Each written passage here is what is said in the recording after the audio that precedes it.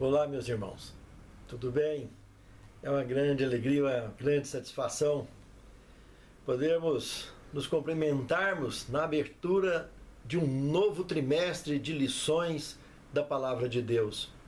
Esse trimestre estudaremos a primeira e a segunda epístola de Pedro. Esse moço, na realidade, não se chamava Pedro. Se estudarmos o Escatologia 4, aula 1, que conta a história da Bíblia Sagrada em detalhes, descobriremos que tanto Jesus quanto Pedro, que são nomes gregos, na realidade são traduções dos nomes reais que eles tinham em hebraico. Que eles, sendo judeus, jamais receberiam nomes gregos.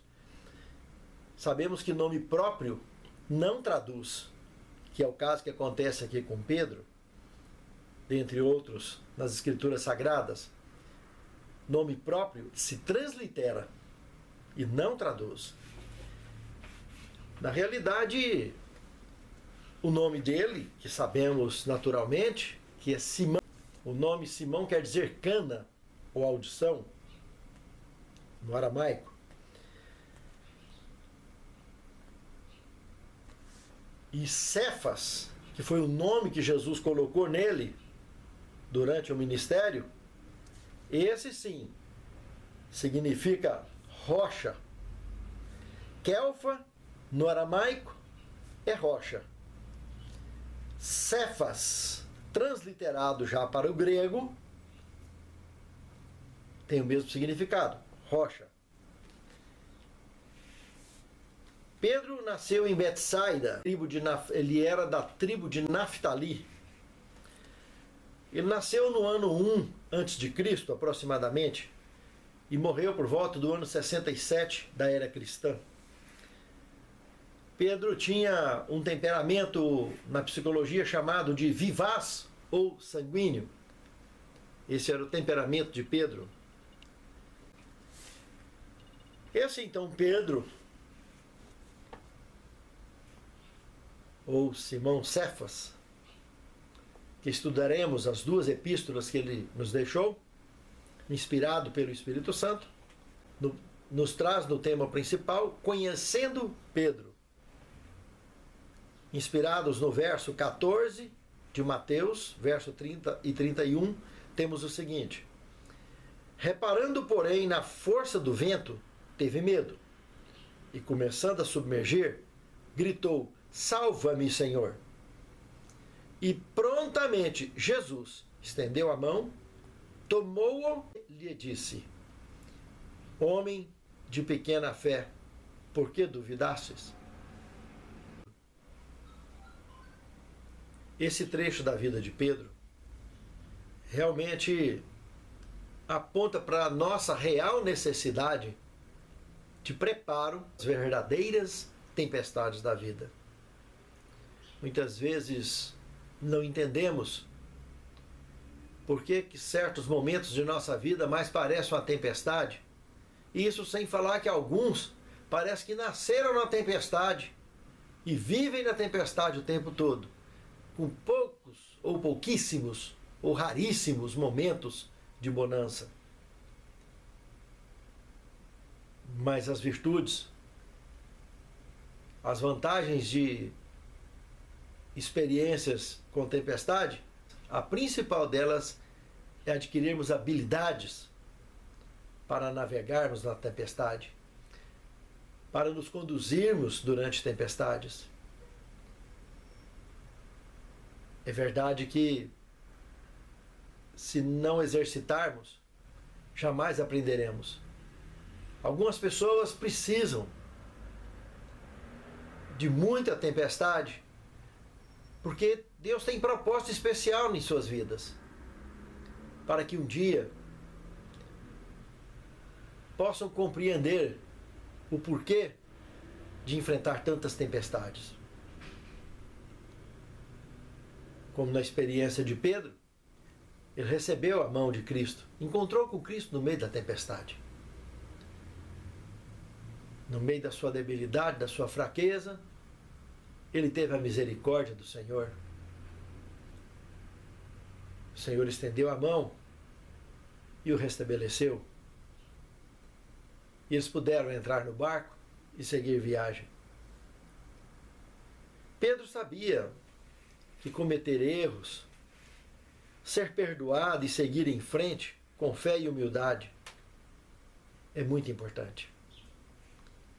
Tendo experimentado pessoalmente a graça de Deus, ele continua sendo uma voz poderosa a todos os que precisam conhecer essa graça. O testemunho de Pedro ecoa até os nossos dias, tendo vivido na própria pele essas experiências. No segundo tema, afasta-te de mim. Aqui temos Lucas 5, de 1 a 9, conhecido nas Escrituras Sagradas como a pesca maravilhosa. Quando Pedro percebeu quem que estava ali, dizendo para jogar a rede do outro lado, e que eles jogaram e tiveram a experiência que tiveram, imediatamente Pedro usou essa frase: afasta-te de mim. Justamente porque ele tinha real consciência da indignidade humana diante de um Deus puro e santo. E mesmo assim, o Senhor não desistiu dele. O acompanhou até que ele pudesse de fato estar maduro, para enfim atravessar sozinho, apenas pela fé, o resto das tempestades deste velho mundo, atraindo multidões para o reino de Deus. No terceiro tema, confessando Cristo. O relatório que temos em Mateus 16, de 13 a 17, é bastante curioso. Aqui, como nunca, mostra uma característica do temperamento vivaz. As pessoas que têm o temperamento vivaz, geralmente são aqueles que estão sempre com resposta na ponta da língua, responder primeiro e tal, e tá na frente, vai e fala, é muito falante, cheio de alegria, de agitação, etc. Mas nem sempre falam aquilo que realmente precisa ser dito. Nem sempre dizem aquilo que realmente precisa ser dito. Nem sempre expressam palavras refletidas. E aqui aconteceu isso. Quando Jesus perguntou: o que diz o povo que sou eu? De quem sou eu? Pedro de imediato respondeu: tu és o Cristo, Filho do Deus vivo. Bem disseste, Pedro. Aí Jesus imediatamente começa a explicar a forma que ele sofreria a perseguição e morreria. E Pedro já entra direto: que é isso? Não vai acontecer isso de jeito nenhum. E Jesus: afasta de mim, Satanás. Para trás de mim, Satanás. Olha só. Quem conversa demais, dá bom dia, cavalo. Aqui estava o nosso amigo Pedro, de cara, acabou de expressar algo extremamente correto, de uma convicção que ele já tinha, sem sombra de dúvidas. Agora fala uma bobagem que em poucas e boas ele estava levando um bloqueio ao cumprimento do plano da redenção, que traria salvação não só para ele, mas para uma raça caída inteira, que estivessem dispostas a aceitar esse sacrifício. Pensa no peso. Somente Satanás teria intenção de interceptar uma obra tão grandiosa, como tentou em todo o tempo. E Jesus percebeu que Satanás agiu por intermédio dele, por isso deu a ordem para que Satanás fosse para trás. Pedro, apesar de não estar devidamente maduro, tinha consciência de quem era o Salvador. No quarto tema, andando sobre as águas. Esse relato aqui de Mateus capítulo 14, verso 22 ao 33, poderíamos destacar 4 pontos interessantes aqui nesse relato. O primeiro deles podemos destacar no verso 22, aonde o texto afirma que Jesus obrigou que eles entrassem no barco e avançassem sozinhos. Já era a boca da noite, porque Jesus queria ir orar sozinho. Ele precisava desses momentos. Portanto, ele obrigou os discípulos a entrar no barco e seguir. É uma expressão muito forte. Mas lembre-se, ele falou isso para quem andava com ele, para os 12. Ele deu uma ordem expressa. Ele não obriga ninguém a fazer nada que não anda com ele, mas as pessoas que andam com ele, ele traz ordens. E ordens não foram feitas para ser discutidas, foram feitas para ser cumpridas. Quem serve a Deus, se me ouvirdes, se der ouvidos à minha voz, faz parte do projeto da aliança entre Deus e o homem. E isso é muito importante. Quando existe esse relacionamento interativo, significa que Deus está conosco e nós estamos com Ele. Daí a necessidade de atendermos ao seu chamado e às suas ordens. Um segundo ponto que podemos destacar, já no verso 25, disse que Cristo, por volta da 4ª vigília da noite, foi em direção a eles, andando sobre o mar. E pelo relato bíblico, no meio de uma tempestade. Um vento forte soprando e automaticamente dando ondas sobre o mar. O que a Bíblia chama de vigília, que é a parte das 12 horas escuras, é dividida em 4 partes. A primeira vigília das 18 às 21, a segunda vigília das 21 à meia-noite, a terceira vigília da meia-noite às 3 horas da madrugada, e a 4ª vigília, que é a que está sendo comentada aqui no texto bíblico, das 3 da madrugada às 6 da manhã. Nessa vigília, o Senhor vai em direção aos discípulos que estavam no meio do mar, já enfrentando uma marola, altas no meio do lago. Aqueles que têm experiência com navegação sabem muito bem que quando começa a ventar, começa a levantar onda em qualquer lago, em qualquer mar. E aqui é o que estava acontecendo. Mas a lição que fica para nós aqui, nesse segundo destaque, não existe hora para o Senhor se aproximar de nós. A qualquer momento Ele se aproxima. E não existe hora para manifestarmos a nossa fé. A qualquer momento temos que estar dispostos a manifestar a nossa fé. Porque o Senhor pode se manifestar a nós a qualquer momento. Basta que a nossa fé também seja uma fé para qualquer momento. O terceiro ponto que destacamos aqui agora, dentro desse contexto, será que nós estamos prontos para encontrar com o Senhor? Será que nós estamos prontos para atravessarmos as tempestades da vida?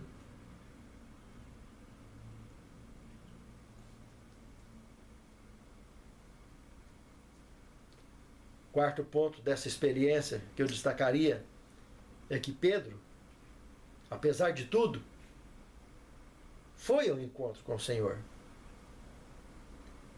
Mas depois, conta o relato bíblico que ele vacilou. Ele perdeu a credibilidade do que ele próprio estava fazendo, da experiência que ele estava vivendo. E quantas vezes será em nossas vidas, durante as nossas tempestades que enfrentamos, durante as relações difíceis que enfrentamos na vida, às vezes, sejam elas do ponto de vista empresarial, seja ela do ponto de vista comercial, sejam elas do ponto de vista conjugal ou mesmo religioso. aquelas experiências que parece que não tem fim, aquelas tempestades que parece que não acabam nunca. Será que isso não explica muita coisa para nós? Da real necessidade de exercitarmos a nossa fé para de fato termos condições de encontrar com o Senhor dos senhores, com o Senhor dos exércitos, e estar definitivamente habilitados para atravessar qualquer tempestade, e especialmente para apacentar as ovelhas dele? Cada um de nós somos chamados individualmente para apacentar as ovelhas. E somente experiências como essa aqui, que Pedro viveu, deu maturidade para ele enfrentar o que ele enfrentou mais tarde. E com a honra e com a determinação que ele enfrentou. Em nome do Senhor dos Exércitos. Quinto tema, negando o seu Senhor. Estudando Lucas 22, de 31 a 34, e do verso 54 ao 62, nós temos aqui registrado, quem sabe, o maior baque da vida de Pedro. Não tenho dúvida alguma de que esse tenha sido o maior baque. Olhar para os olhos do Salvador assim que escutou o terceiro cântico do galo.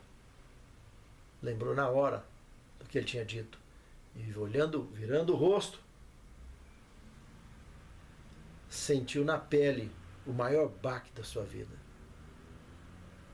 Quantas vezes teremos que sentir baque na vida para que realmente possamos e dar alegria ao Senhor de simplesmente estar agregado e cuidando do rebanho, apacentando as ovelhas? Lamentavelmente, o que aconteceu com Pedro naquela noite se repete o tempo todo na experiência de todo mundo cristão.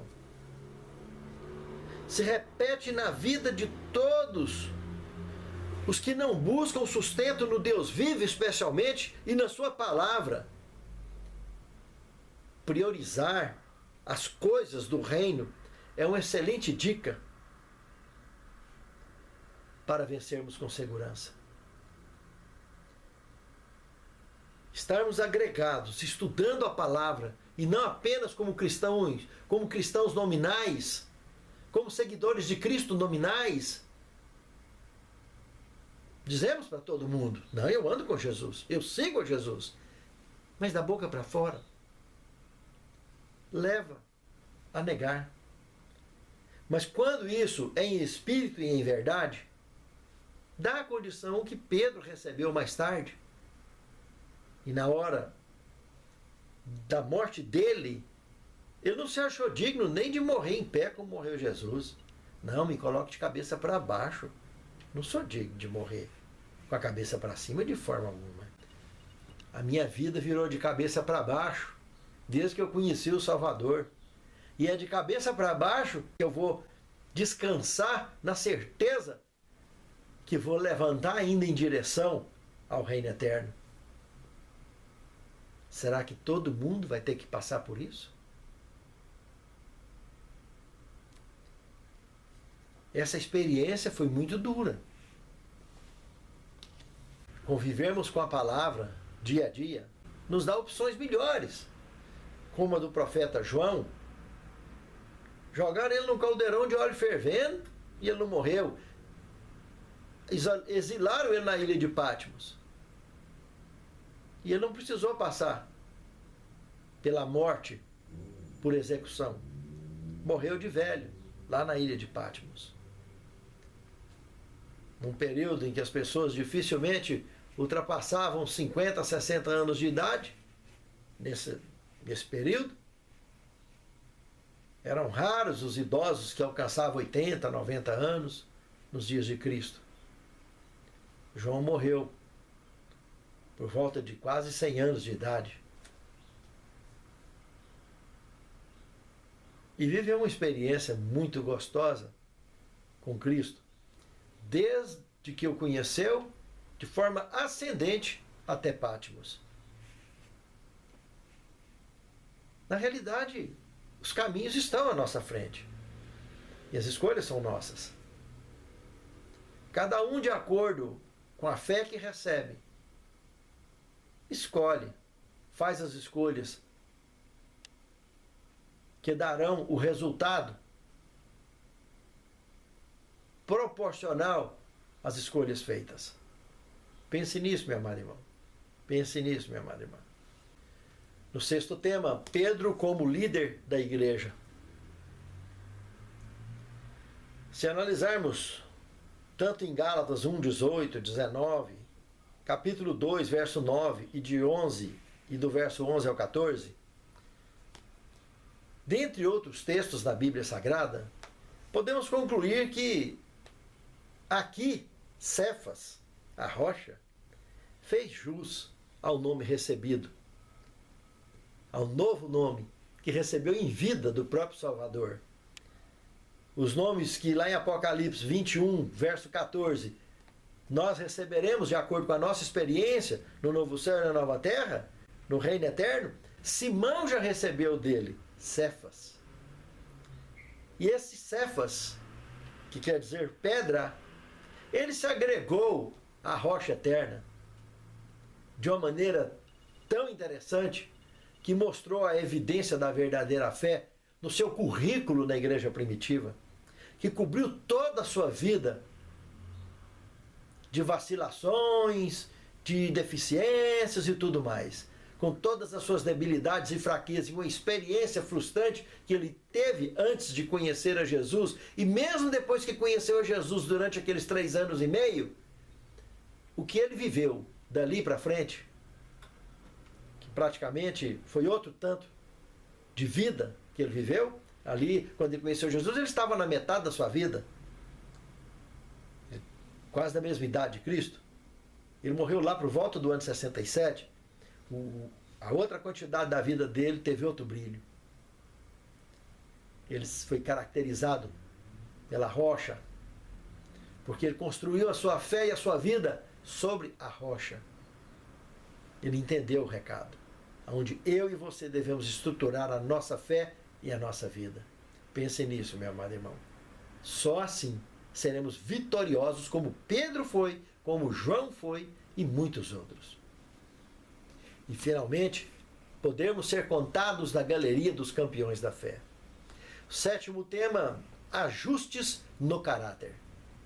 Gostaria de lembrar que só Deus, só o Senhor, tem esse poder de transformar caráter. O que nós temos aqui em Testemunhos para a Igreja, volume 5, página 334 a 335, comentando sobre Pedro, diz que embora conservasse o seu primitivo fervor, a graça de Cristo ajustou o seu zelo. Em vez de ser impetuoso, autoconfiante e presunçoso, ele passou a ser calmo, ponderado e dócil. Então ele pôde apacentar os cordeiros e as ovelhas do rebanho de Cristo. Sim, meus amados irmãos, qualquer pedra bruta nas mãos do Senhor se torna uma joia. Não importa se é cascalho, se é tapiocanga, se é brita, se é diamante, se é ouro, se é topázio, se é sardônia, se é safira. Qualquer pedra nas mãos do Senhor vira joia, porque Ele lapida e nos dá o brilho dele. Porque ao construirmos a nossa vida e a nossa fé sobre a verdadeira rocha, nós estamos construindo na gema do universo, em torno do qual gira todo o universo. Não tem como não brilhar. Por isso, somos a luz do mundo e o sal da terra. Senhor Deus, santifica-nos na Tua palavra, porque a Tua palavra é a verdade. Encha-nos do conhecimento da Tua causa, da Tua palavra e especialmente da Tua vontade. E fortaleça a nossa fé, para que, lapidados por Ti, possamos dar o brilho necessário, refletindo a luz de Ti em nós, através de nossa conduta para o mundo ao nosso redor. É o que Te pedimos agradecidos, com o perdão de nossos pecados, em nome de Jesus. Amém, Senhor.